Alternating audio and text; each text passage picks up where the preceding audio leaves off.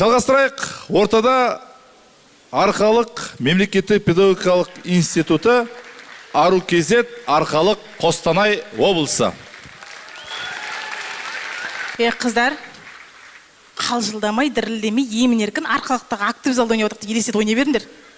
Құрметті көрермендер, сіздерді Арқалықта отырық деп сезініп отырыңыздар. Реті келсе, ата-бабалар аттарын айтып, айғайлап, ысқырып отыруға болады. Көңілдірек Арқалық.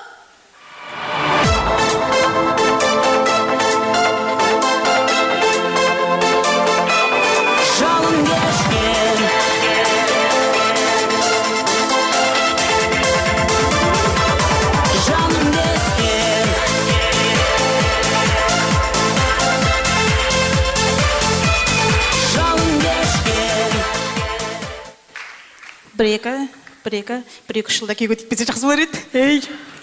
Ойнап жатырмын. Көбісі мына қыздар сахнаға шығып алады, мұжып тұрып әңгіме айтады деп ренжи береді. Түсіндіріп жіберейін. Біріншіден Арқалықта микрофон шнуровой. Шошаңдап әрле бері жүре алмайсың. Екіншіден, сахнаның ұзындығы 2 метр, команданы 4 адамнан артық құруға болмайды. Алдында бір балалар сальто жасаймыз деп люстраны сындырып алып, 2 ауыл аралап концерт қойып, әрең құтылғанбыз. Үшіншіден, зал лық толы, адамдар бетіңе тіке қарап отырады ғой. Арқалықта енді билет сатылсын, сатылмасын. Біріншіге өтіп кетейік дейтін протандар өте көп. Сондықтан ұйымдастырушымен, бірақ олар да кешке жақын үйлеріне баратын адам. Сондықтан сөзден ұсталмауға тырысамыз. Сөзден ұсталып қалсаң, кімнің қарындасы екенін шешпей қалуы мүмкін. Бірақ қыздар, қай-қайда жоқ еске түсіре бермеңдер. Қастары қара, көздері қара, шашы да қап-қара. Қыздар, Астана келдік қой, мен жігітпен таныстым. Нұрсұлтан деп айт. Қайдан білесің, кішкентай әріппен айтып тұрған болар?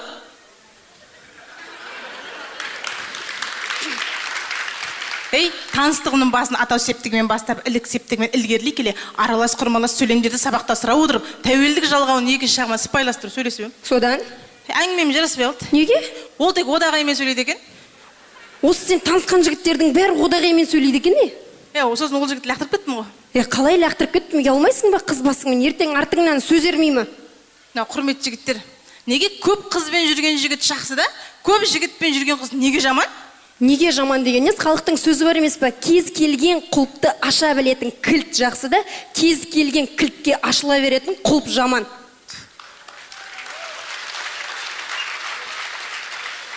Көкем-ау, есігі жоқ заманда құлып туралы әңгіме айтпай қойыңдаршы, өтініш.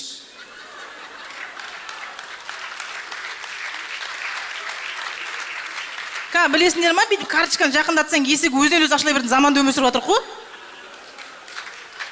Оның үстіне есіктің ручкасы ұстап көрмегендер бар әлі. Қыздар, қазіргінің болатын әңгімесін айтайық та?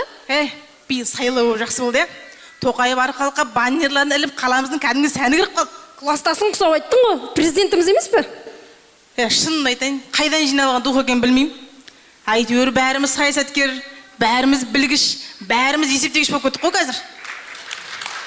Анау шындықты айтып, Ресейде жатқан жерлерімізді беріңдер деп айғайлап, өзіміз 97-ші туылған жылымызды екеміз есімізде жоқ.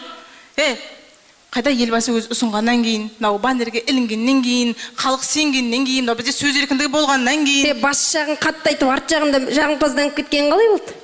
Көрсеңдер, ойынмен, бірақ сахнада есен талқыласын деп түсінбе не? Қыздар, бірақ сайлау болған жақсы болды бар ғой, әйтпесе бұл фәниде түгел Сәдібек дейтін қамшы ұстар азаматтың бар екен, білмей кетер екенбіз ғой. Қастары қара, көздері қара, шашы да қап-қара. Көбісі бізге айтады, мына қыздар жап-жас болып үлкендердің әңгімесін айта береді дейді. Мен енді дұрыстап тұрып түсіндейін. Арқалықта тұрсаңдар тез қартаясыңдар. Мысалы, 12 жасқа келген баланың өзі, қой бүйтіп жатқан болмас деп торт жасап, кірпік жабыстырып, тырнақ бояп, айфонымның кредитін қалай төлеймін деп уайымдап жүреді. Орта жастағы кісілердің өзі жұмыс жасаймын, ақша табамын деп басқа қалаға кетіп қалған. Сондықтан да шал кемпірдің қасында әңгімесін естіп өстік. Қастары қара, көздері қара, шашы да қап-қара. Қыздар, осы кезде біздің сергіту сәтіміз бар еді ғой? Мынау көбісі ренжиді екен ғой, мына қыздар шығады, айтады, кетіп қалады, дым қозғалмайды деп. Әсіресе Әділқазы алқасында бір кісілер бізден экшн сұрап жүр. Құрметті жігіттер, не әдет ол қыздардың экшн сұрау деген? 5 минут қарайсыңдар да қалады сол жерде ұмытылып. Ертең енеміздің алдына жауап беретін біз.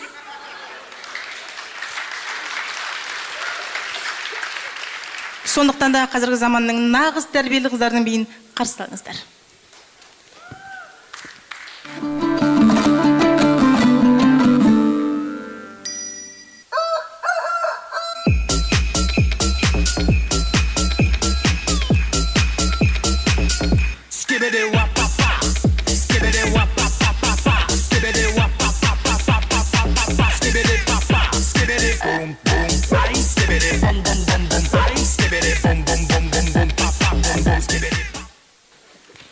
Ой, бір өте әсерлі би болды енді. Біз Арқалық мемлекеттік педагогикалық институтының түлектері болғандықтан болашақ ұстаздарымыз. Сондықтан да біздің сөздерімізге мән беріп отырыңыздар. Қазір соңғы жаңалықтарға байланысты елдің тағдырын біз шешіп кетуіміз мүмкін. Енді болашақ ұрпақ тәрбиелеп отырмыз ғой, не дегенмен. Енді біздер ұстаздарға халықтың игілігі ғой деп флешмобқа барамыз. Үндемейсіңдер. Халықтың игілігі ғой деп сенбілікке шығамыз. Үндемейсіңдер. Халықтың игілігі ғой деп экспоға да барамыз. Үндемейсіңдер.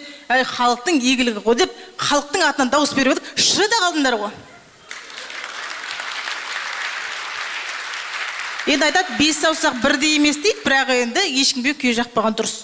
Неліктен сағынбайсың, ұйқымды тағырлайсың, ұмытып бәрін кеттің бе? Сіздердің алдарыңызда өнер көрсеткен, жан-жағын бақылап, блокнотқа зажигалкамен жаққанда өшірмейтін ручка ұстап жүрген Ару кезет Арқалық. Дейді араласқанша. Қара көзіңнен мөлдір, торғай даласын көрдім, сен дала боп едің.